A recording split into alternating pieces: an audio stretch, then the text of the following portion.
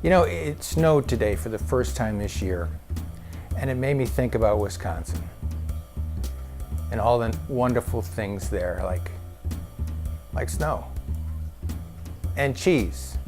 There's lots of cheese in Wisconsin, in case you haven't heard. They take their cheese pretty seriously too. Where else could you call somebody a cheesehead and they take it as a compliment? If you're driving erratically in Wisconsin, the cops will pull you over and test your blood cheese levels. And if they're too low, they'll give you a warning and a box of Ritz and a tub of spreadable cheddar. In Wisconsin, possession of Velveeta is a felony. It's a husky state. It's one of those all-you-can-eat states. There's no divorce in Wisconsin.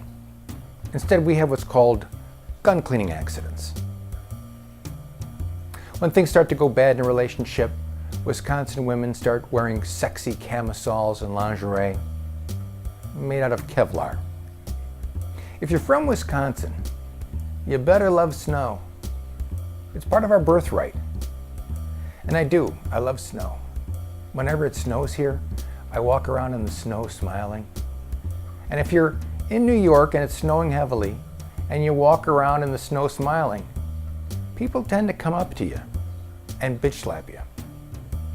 Not only do they hate snow, they hate me for loving it. When I was a kid in Wisconsin, it snowed once 3 days. 3 full days, 53 inches. Now, I'm 72 inches tall. So for 5 months, all you could see was my head. I was on the porch with my brother one time, right after a storm, and he goes, "Watch this." And he dives off the porch into a snowbank. We still haven't found him. It snowed so much, eventually we stopped shoveling the driveway.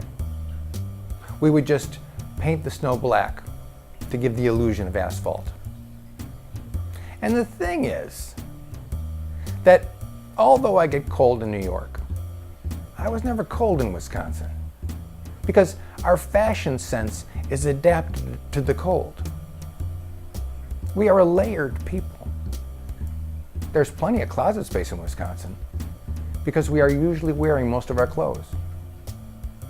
In Wisconsin, when somebody tells you you're having a bad hair day, it means you have a wrinkle in your hunting cap.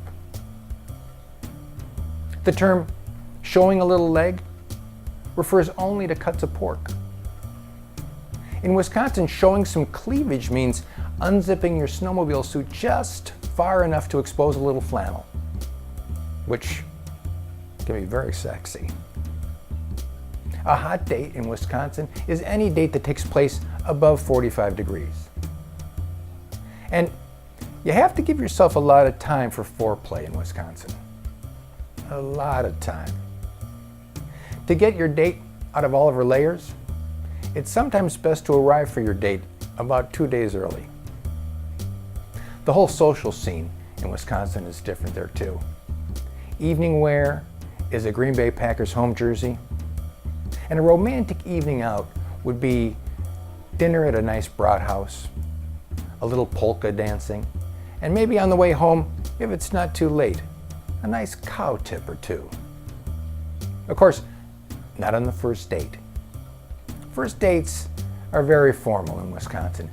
You have to bring flowers for your date, candy for her mother, and for her father, a crock of cheddar cheese and a case of Meisterbrow. Then they know you're really serious about their daughter. And you can always tell when a girl's father really likes you because he lets you ride with him on the manure spreader. When my parents retired, we thought, like most of their friends, that they would move to Miami or Scottsdale, Arizona. My parents retired and moved from Wisconsin to Minnesota. They wanted to change the climate. They wanted to go from -22 to -11. They just liked the warmer weather. The last morning I was there, the weatherman came on and said, "Yeah, hey there. Today's gonna be a beautiful day there, ain't it? High up near zero." I didn't know there was a high up near zero. Is there a high up near zero? I love going back to Wisconsin, I really do.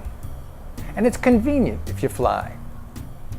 Say you leave LaGuardia at 1 p.m. When you land in Wisconsin, it's 1957.